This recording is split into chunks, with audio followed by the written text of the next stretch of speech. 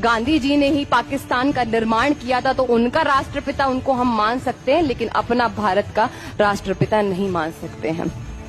क्योंकि हम ऐसे व्यक्ति को राष्ट्रपिता नहीं मान सकते जिन्होंने जीते जी केवल और केवल 20% आबादी के लिए लड़ते रहे और 80% आबादी को उन्होंने यूं ही छोड़ दिया। हम ऐसे व्यक्ति को राष्ट्रपिता नहीं मान सकते हैं जिन्होंने शिवा बावनी पर रोक लगा दी।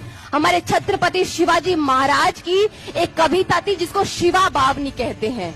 शिवा बावनी पर उस व्यक्ति ने इसलिए रोक लगा दी क्योंकि 20% आबादी उसको सुन नहीं पाती थी। हम उस व्यक्ति को राष्ट्रपिता नहीं मान सकते हैं जिन्होंने वंदे मातरम पर केवल इसलिए रोक लगा दी क्योंकि 20% आबादी उसको गा नहीं पाती थी।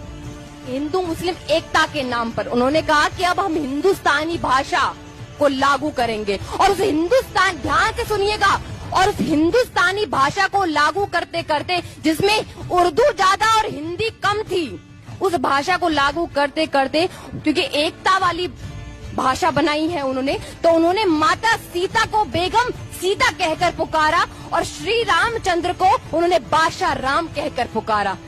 लेकिन महात्मा जी की जीते जी ये हिम्मत नहीं हुई कि वो मिस्टर जिन्ना को श्रीयुत जिन्ना कहकर पुकारे और मौलाना आजाद को पंडित आजाद कहकर पुकारे, क्योंकि